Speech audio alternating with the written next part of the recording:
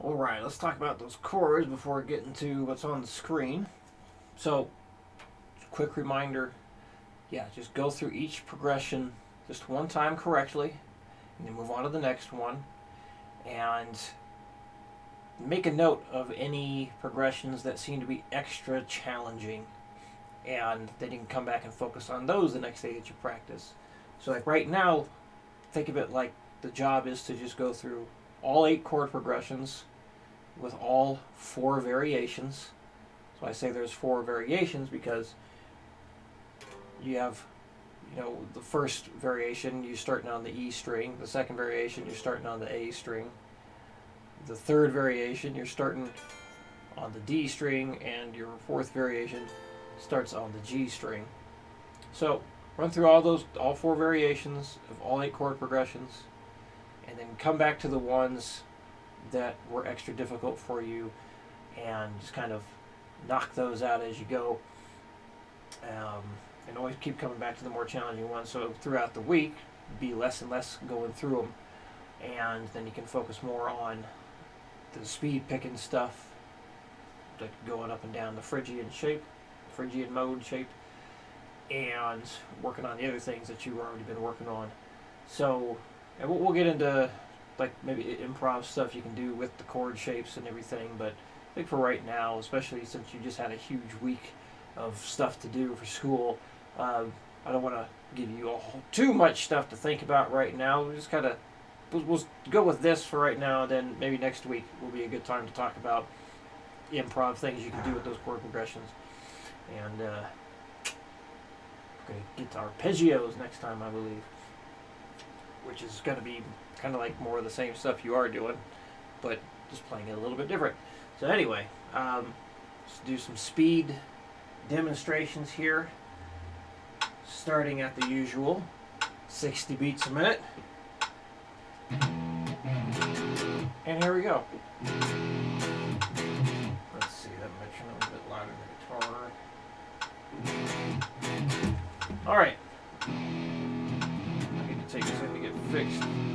Pickups crapping out on me. Alright. 1, 2, 3, 4.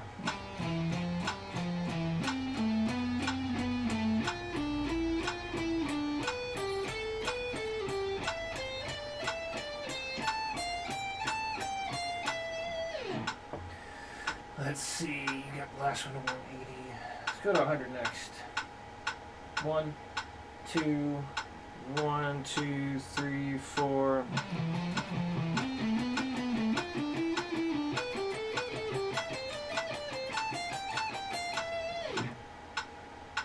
And let's do 140. 1, 2, 1, 2, 3, 4.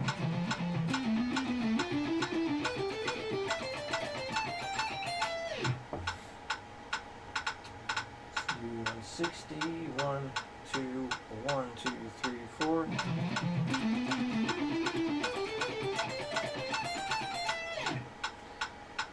180.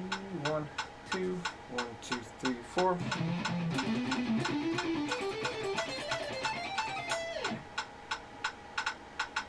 $200. 1, 2, 1, 2, 3, 4.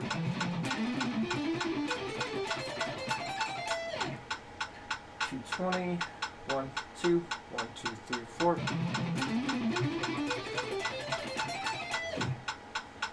And let's see if I can pull off 240. 1, 2, 1, 2, 3, 4.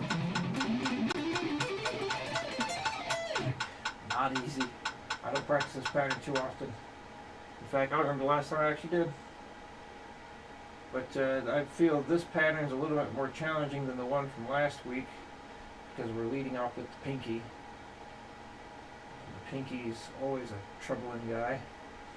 Alright, number 2, the descending. So back to 60. 1, 2, 3, 4.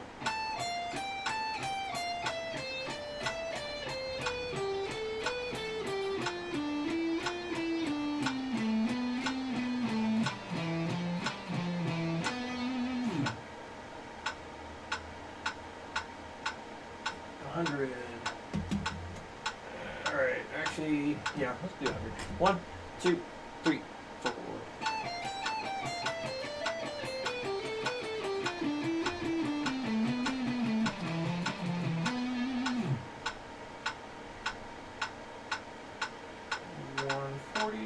One, two, 1, 2, 3, 4. 160. A 1, 2, a 1, 2, 3, 4.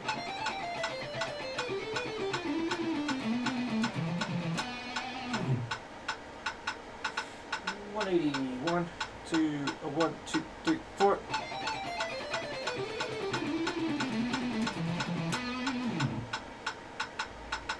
200. 1, 2, a 1, 2, 3, 4.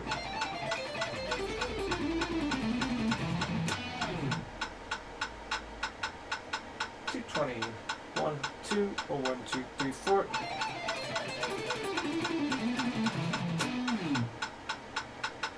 And 240. I'm stopping at 240 on this one and the last one, because if you manage to get to 240, let me know. Send a video, and we'll move on to sextuplets. But here we go. 1, 2, a 1, 2, 3, 4.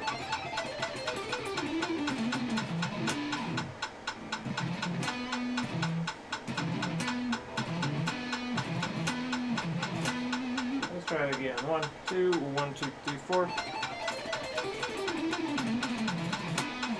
All right. I believe that covers most what we talked about. Yeah, that's right. We're discussing Phrygian, and like my take on it is like emphasizing the important intervals. Like I think I was showing the example of like if you at least have the flat second and the flat third in there, you can sound very Phrygian.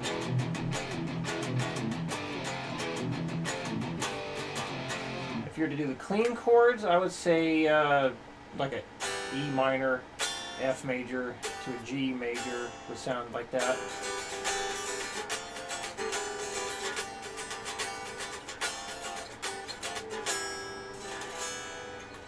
So, and you said like doing the 1, 4, 5 progression in there, so that would be the E minor, A minor, B diminished, A minor, E minor. And I suppose that would technically work, because you're going to get, let's see, you get the E, G, and B, and the E minor chord, the A, C, and E, and the A minor, and I guess like the last note that hasn't been used yet. Well, actually, 2 notes, the D and the F get thrown in there. Yeah, emphasizing stuff like an E minor, add flat 9.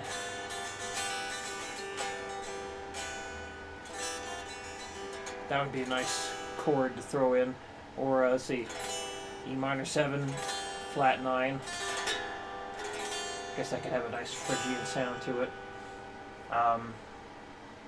See what if that would.